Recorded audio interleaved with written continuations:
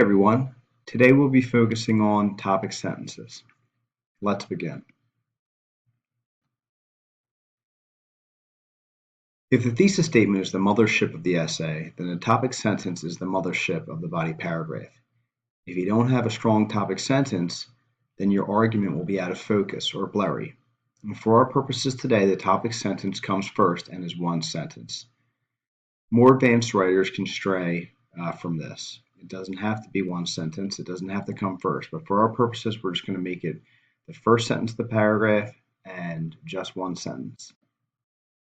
So some vocabulary to remember for today's lesson is target, restate, rephrase, restructure, and narrow. We will be using these throughout this presentation. You've seen this tree before. The roots of the tree are your ideas, and then the trunk of the tree is your thesis statement.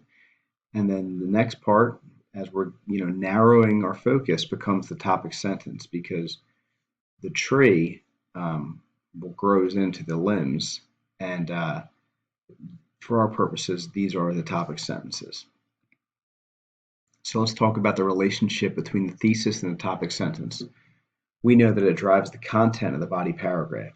Think of it as the mothership of an alien fleet. This is the trunk of the tree. And the topic sentence is the first sentence of the body paragraph. It's derived from the grounds section of your thesis statement. So let's see what this looks like. So we know that the thesis statement in the Tolman's model contains claims, grounds, and a warrant. Every one of your body paragraphs, each one of your body paragraphs will contain elements of the claim and the warrant, but only one of the listed grounds. Let's take a look at an example. So we have a sample thesis. Nightmare on Elm Street creates a dreadful mood through its disempowering setting, unstoppable antagonist, and lurid death scenes, cementing its legacy as a landmark horror film.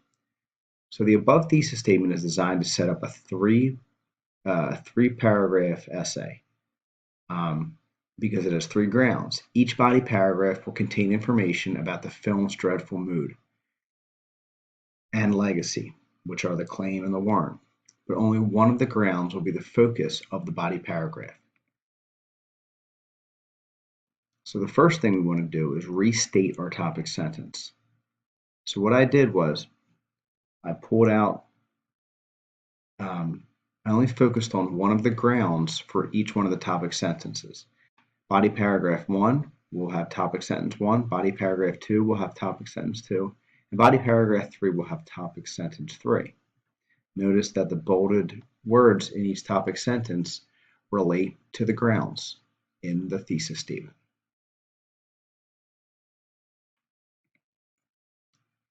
So just to do a check, there's no mistaking that you're focusing on one of your grounds. You are including the claim and the warrant. You are setting up the assertions in your body paragraph. But so for focus, this is an A+. But for style, this would be an F, because you're not creating any new writing, which will turn off your audience and make your writing stale. So the first step is to rephrase your topic sentences. So how do we do that? We can use the thesaurus. We can right-click the word you'd like to rephrase, click Define, and take a look at the synonyms provided.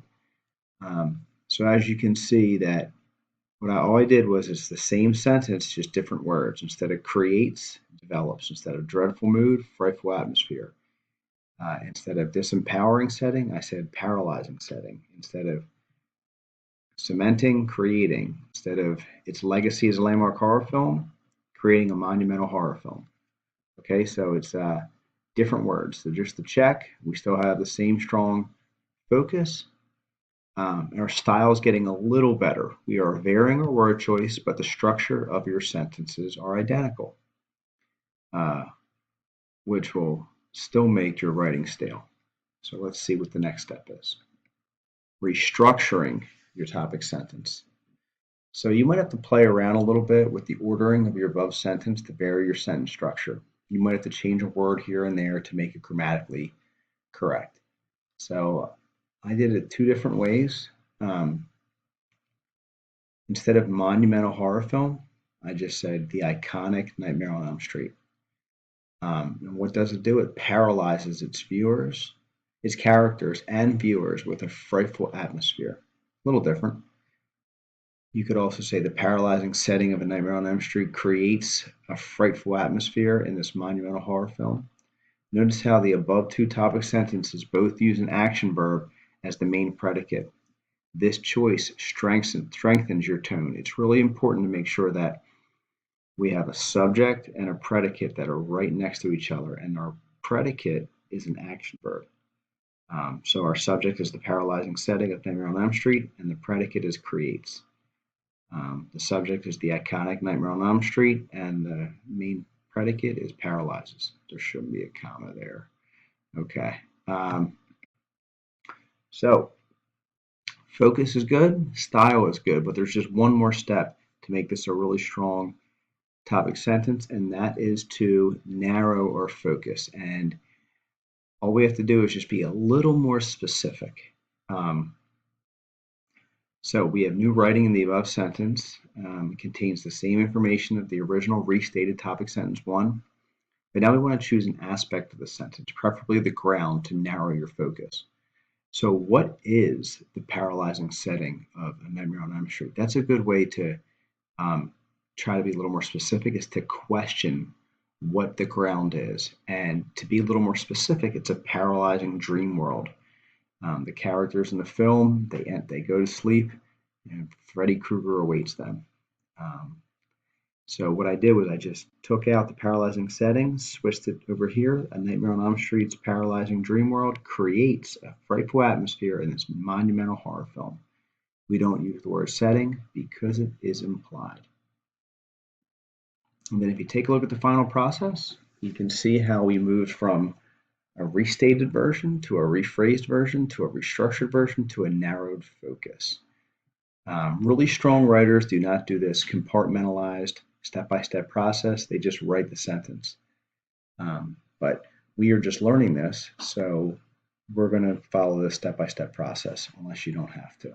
And you're a really strong writer already, and you can just write it. But I want to show you guys how this looks in real time.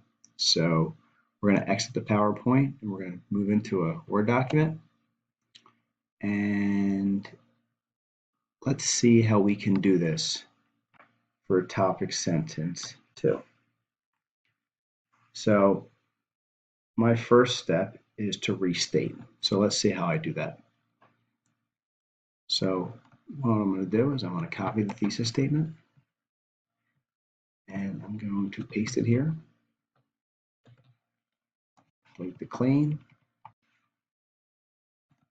Delete where it says grounds. Okay, delete where it says warrant. So I already did disempowering setting, so I'm going to delete that. And now I'm focusing on unstoppable antagonist, which is ground 2. And I'm going to delete ground 3. Okay, so let's start rephrasing. Now you can either try to do this on your own, or you can use the thesaurus, or you can right click the words, whatever you'd like to do. But I'm going to copy this, paste it here, and I'm going to get started. So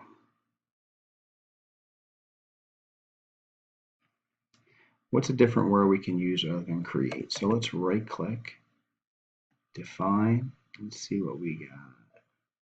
Generates, produces, designs, makes, fabricates. So I could definitely just pick any of these words, but you know what? I might not like these words. I'm thinking generates the closest one that I want to use, but I'm going to make up my own. Establishes. Okay. Cool. Okay. So when I think of the word dreadful, okay, let's maybe go here. Dreadful. Let's see what we get from the thesaurus.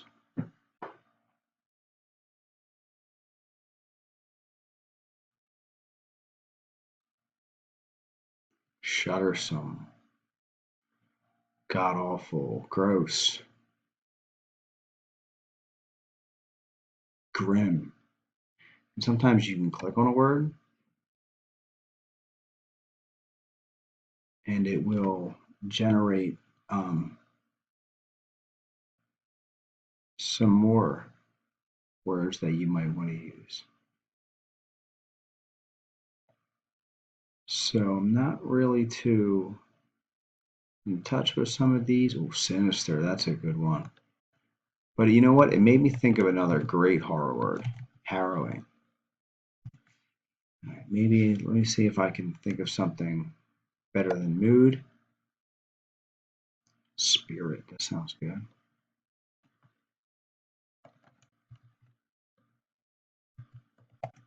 All right, spirit, unstoppable. What is an antagonist? Maybe I'll go here first. An antagonist is a villain, right? Unstoppable, somebody that is maybe ruthless. Okay. So cementing its legacy as a landmark horror film. Okay, let me try to say this a little differently. Maybe cementing. What's a better word? Propelling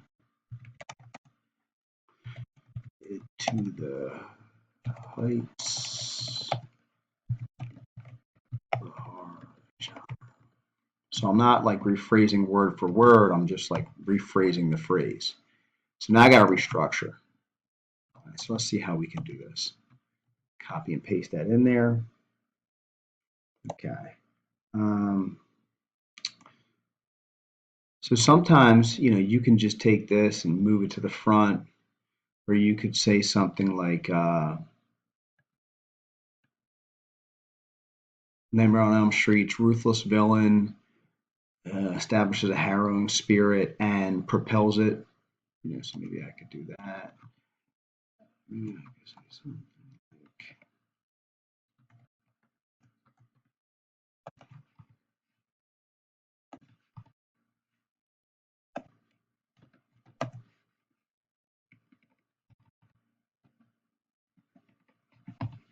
Okay, maybe I could do that. Maybe I could put in the beginning something like the iconic Nightmare on Elm Street.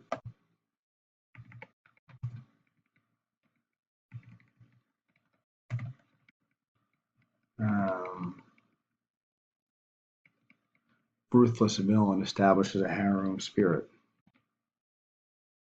All right.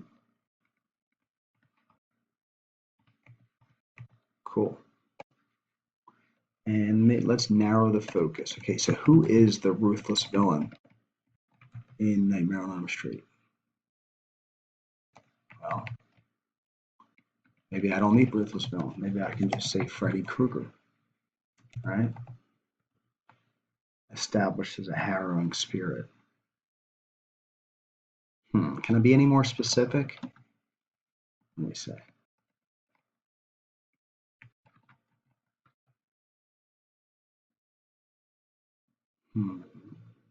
Let's see, how can we do that? Well, everybody knows Freddy Krueger comes from A Nightmare on Elm Street, and I probably used A Nightmare on Elm Street in the thesis statement. So do I need to repeat it in the topic sentence? Probably not. So maybe I can say something like harrows. Because what is a mood? How do you create mood? How do you create a spirit? What does that do? Who does that affect? It affects the audience. So harrows the audience with his. I don't need that anymore. Now I can be more specific. Razor sharp claws and ruthless pursuit of unsuspecting, thank you, Google, teens. The iconic Freddy Krueger harrows the audience with his razor-sharp claws and ruthless pursuit of unsuspecting teens.